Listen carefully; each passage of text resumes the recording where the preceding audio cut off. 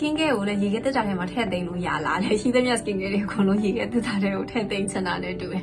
ဒီဗီဒီယိုထဲမှာဖြေသွားပေးမယ်မင်္ဂလာပါကျွန်မကဒေါက်တာယူရီပါအရေးပြကျမရင်းနဲ့အလှပကို knowledge sharing လုပ်ပေးနေတဲ့ aesthetic ဆရာဝန်ဖြစ်ပါတယ်ဆိုတော့အစာတူထွားလေးဖတ်ချင်တာပဲဖြစ်ဖြစ်ဒါတော့ကို online ကနေပြီးတော့ဆွေးနွေးချင်တာပဲဖြစ်ဖြစ်ဆိုရင်เนาะဒါတော့ကို Facebook page ကနေပြီးတော့ဆက်သွယ်လို့ရတယ်တကယ်လို့ဒီလိုမျိုး knowledge sharing video အရှိကိုကြည့်ချင်တယ်ဆိုရင်တော့ YouTube မှာ subscribe လုပ်ရသေးလို့ဆိုရင်တော့ subscribe လုပ်ထားဖို့လုပ်လိမ့်မယ်ဆိုတော့ခုနကရေခဲတက်တာကိစ္စကိုပြန်သွားရမယ်ဆိုရင်တော့တို့ရဲ့ room temperature ဒီ25 degree Celsius ဝန်းကျင်လောက်ရှိရပေါ့နော်ဆိုတော့အများသောအားဖြင့် skin care product တွေကိုထုတ်ထားတာဒီ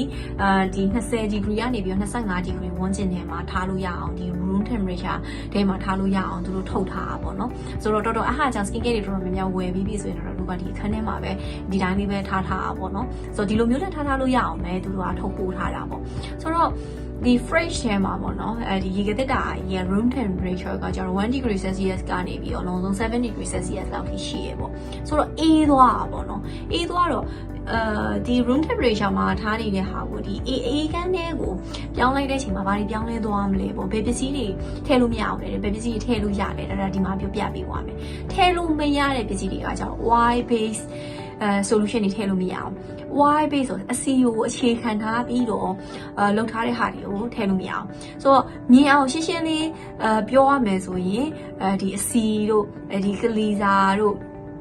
ဒီဝသားတို့ဘာတို့အဲ့ဒီအစီတုံးတွေပေါ့နော်အမဲစီတို့အဲ့ဒီဟာတွေအကုန်လုံးကိုရေခဲတက်တာတွေကိုထည့်လိုက်ပြီးဆိုရင်အဲ့ဒီအစီတွေအကုန်လုံးကဖြူပြီးတော့ခဲသွားတယ်ဆိုတော့အဲ့ဒီသဘောတရားပဲတို့ဒီ skin care ကို formulate လုပ်ထားတယ်ဒီအစီကိုအခြေခံထားတဲ့ဟာတွေအရာတွေအလုံးကိုရေခဲတက်တွေထည့်သွားတဲ့အချိန်ကြာရင်ဆိုရင် freeze ဖြစ်သွားပြီးဖြူသွားပြီးသူကသူ efficacy တွေအကုန်လုံးကျသွားတယ်ပေါ့နော်ဆိုတော့ဒီလိုမျိုး oil base ကိုတော့ထုတ်ပိုးထားတဲ့ဟာတွေရေခဲတက်တွေကိုထည့်လို့မရအောင်ဘယ်လိုမျိုးလဲဆို moisturizer တို့ပါမယ် lotion တို့ပါမယ်ပြီးတော့အဲ့ပါအောင် makeup remover တို့ micellar တို့ emulsion တို့ serum တို့အားတွေအကုန်လုံးပဲဆိုတော့အားတွေရေခဲတက်တွေကိုထည့်လို့မရအောင်ပြီးတော့တစ်ခုက sunscreen ပါမယ်ပြီးတော့ retinol ပါမယ်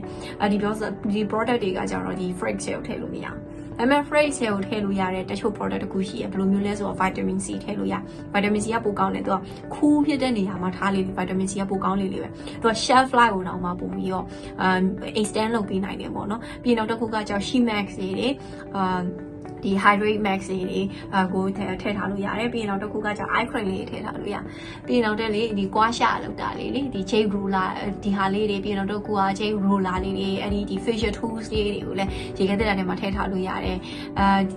ဒီဟာလေးထည့်ထားပြီးဆိုသုံးလိုက်ရင်အေးလေးနဲ့ကိုနေပေါ့နော်ထည့်ထားရင်ပိုကောင်းနေပေါ့ပြီးတော့တကူ facial mix တွေပေါ့နော်ဒီတရှူရှူဖြန်းလို့ရတဲ့ဟာတွေအဲ့ဟာလေးဆိုရေခဲတက်တာတွေထည့်လို့ရတယ်ခုနက lotion ရ moisturizer ရဲပေါ့နော်ဒီဟာတွေဆိုရင်တကယ်လို့ရာသီဥတုနေအရန်ပူရင်ပေါ့နော်နေရန်ပူရင်ဆိုတော့တို့ဆိုရင်တစ်ခါလေကြာရင်ဒီမှာ35 degree Celsius summer တွေမှာဆိုရင်နွေရာသီမှာဆို35လို့40 degree Celsius ကျအဲ့လိုမျိုးတွေအထိကိုအပြင်မှာတအားပူသွားတယ်အနေထားတွေမျိုးထိကိုဖြစ်ခဲ့ဘူးတယ်ပေါ့နော်အဲ့လိုမျိုးအနေထားတွေဆိုရင်တော့ရေခဲတက်တာတွေကိုထည့်တာတော့ပြဿနာမရှိဘူးပေါ့အဲ့ဒီ lotion တို့ moisturizer တို့ဒါပေမဲ့ပုံမှန်ဆိုရင်တော့တော်တော်မထည့်ရဘူးပေါ့နော်ထည့်ရင် efficacy တွေကကျသွားနိုင်တယ်ဆိုတော့ဒီ video တွေကနေပြီးတော့တခုခုအကျိုးရှိသွားမယ်လို့တော်တော်မျှော်လင့်ပါတယ်